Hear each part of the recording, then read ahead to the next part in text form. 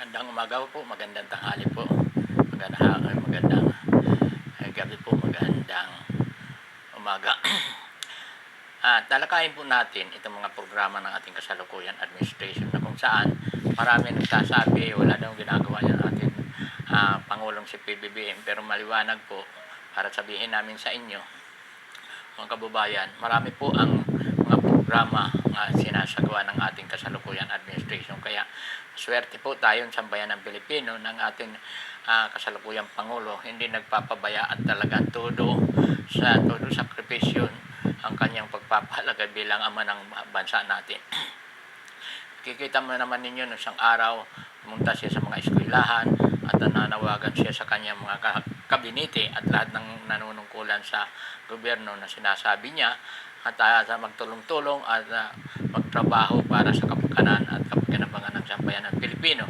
Ngayon, tama po yung kanyang mga sinasabi, tama yung kanyang pangapahayag sabagat hindi po natin maaalis na itong mga kabinete, lahat ng mga empleyado na nasa pamahalaan, ang kanilang tungkulin upang paglingkuran ang sambayan ng Pilipino at suportahan nila ang mga programa ng ating kasalukuyan administration.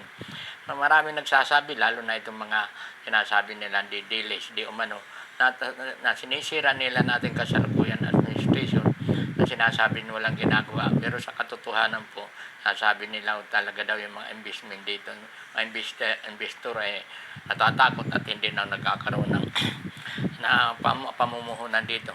Pero sa katotohanan, kung tingnan nila sa para malaman nila, huwag sila magsasalita kung ano, malaman nila tingnan nila sa Board of Investment at saka sa DTI, maniwala po kayo sa inyo, mga programa ng may mga investor talaga nga gustong mangalakal dito sa bansa natin. Kaya malinaw po na ang ating pamahalaan dapat magtulong-tulong talaga yung mga kabinete ng ating Pangulo.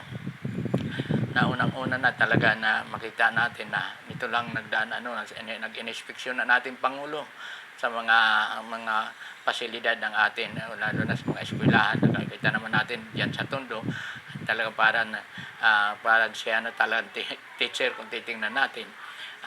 Lahat ay talagang nananawagan at binibigyan na niya atensyon talaga na itong kanyang lalabis na 3 taon ay talagang dapat pinagtutuunan na talaga niya na magserbisyo ng sambayan ng Pilipino. Marami nagsasabi sa Facebook kung ano-anong paninira. Para sabihin natin sa inyo, maliwanag po nga, yung lahat ng mga niyang pangako at ginagawa na niya at kanyang tinutupad. Unang-una na yung sinasabi tungkol sa mga ilaw doon sa Siquijor o saan man at saka itong tubig talaga, nananawagan din tayo na mabuti na lang pinakikialaman ng ating Pangulo. Sa katotohanan lang, itong tubig na sinasabi na marami ho talaga na nagtataka tayo na itong mga serbisyo sa tubig. Napakarumi kung minsan ang mga sa Nawasa kung saan man Maynilad. Nagtataka tayo ngayon, naglilipa na ngayon yung talaga mga mineral water na kung minsan dahil sa pangamba ng mga taong bayan na marami yung supply ng tubig natin. Kaya hindi rin na tayo nakakasiguro itong mga ilan mga masasabi natin fly by night na mga ng business ng mineral water. Ito tumutupad sila sa require ng batas, lalo na sa Department of Health. Kaya mga kababayan, tama yan na pinagtutunan ng ating Pangulo. Ito nang sinasabi niya na magtulong-tulong, mapaglingkuran yung sambayan ng Pilipino. Kaya mga kababayan, yan po ay dapat natin talagang suportahan natin kasalukuyan administration. Nakikita naman natin, tataka nga lang tayo na pasensya na kayo yung mga taghanga ng ating pangalawang Pangulo.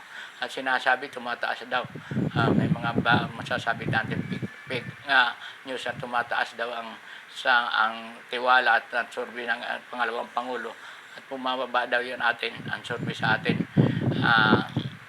sa mamamayan sa survey ng ating Pangulo. Nagtataka tayo na bakit tumataas ang survey ng pangalawang Pangulo samantala manay pasyal lang siya, wala naman siya ginagawa bilang pangalawang Pangulo. Makikita naman natin, swerte nung araw, kinukundina natin ang pangalawang Pangulo panahon ni dating Presidente Duterte, ang ating pangalawang Pangulo na si Leni Robredo ay ang katotohanan, kahit na siya ay walang binibigay na budget sa kanya, talaga nagtatrabaho yung pangalawang Pangulo nung time na yan.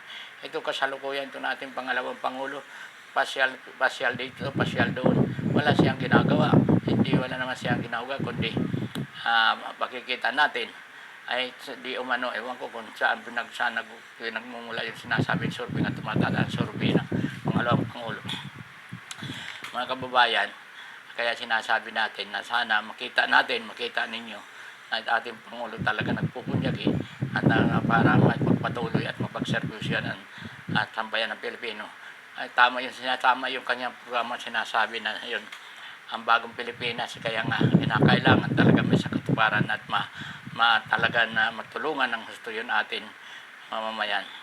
At ito pa talaga dapat din tayo manawagan na nabigyan atensyon talaga ng ating Pangulo itong transportation, na kung saan dahil sa nakikita natin na mapangalagaan itong mga estudyante, lalo na itong mga mag-aaral, sapagkat matataas na naman daw di umano yan natin gasolina, kaya nga dapat ito maaari may mga na magsasamantala na naman dito. Kaya mga kababayan, pagtunan po natin tayo magtulong-tulong din, suportahan natin itong